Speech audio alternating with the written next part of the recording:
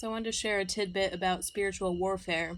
It's very layered, and the main component that I want to talk about is sending in somebody who seems like they're just random, but they're rigged with the feeling of fear.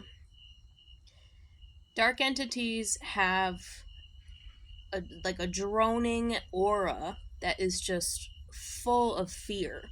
Like they radiate fear. These people radiate fear.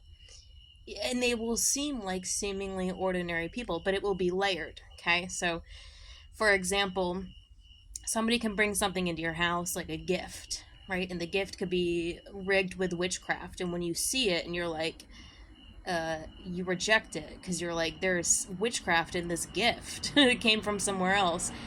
The fear begins, right? Next thing you know, somebody's soliciting your door, or maybe you sold something online and somebody's coming to pick it up and they're also rigged with fear. So it's layered.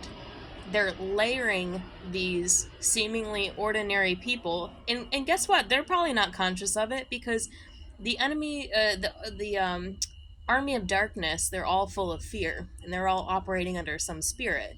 Whether they claim to be this upright, standing, societal, righteous, Christian, whatever person, if they are full of fear, controlled by fear, they'll radiate fear.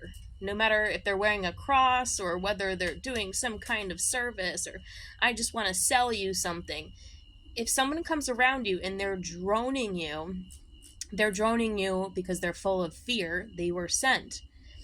And then if that works, then there's like a third layer. And I never really got to find out what that third layer was because I always rejected agents of fear.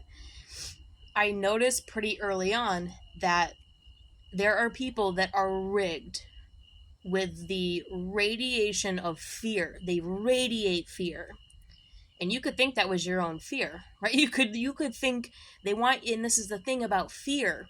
It's the mechanism that allows certain circumstances to take form in your life if you adopt that idea, that fear put in your mind. If you're like a good, powerful manifester, constantly trying to drone you with people that are full of fear, and it's layered. I could give so many examples of this, but I think I made my point.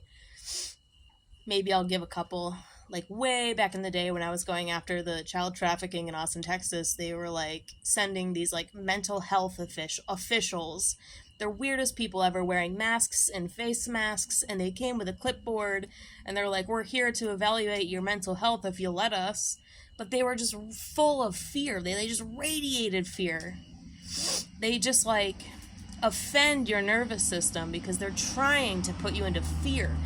Not to necessarily obey them, but it could be the next layer of what comes after if you fell into the fear.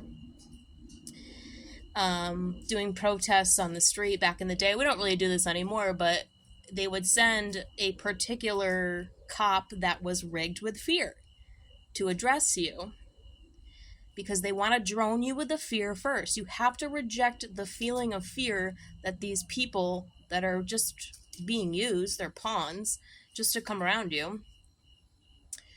And don't ever let it go to the next level. Reject it, reject it, reject it. Fear has no place in your life. There's no place for it, and this is why nothing will ever take form. This is why the weapon formed against you will not prosper, because we are not the people of fear. But we still live in a world where people are just radiating this energy of fear. And I don't come around them very often, and that's why they'll send them in the most intricate ways. They'll send them in the most intricate, seemingly ordinary ways. Oh, I'm just this, I'm just that. I'm just here for this, I'm just here for that. Reject it all. Fear has no place in your life.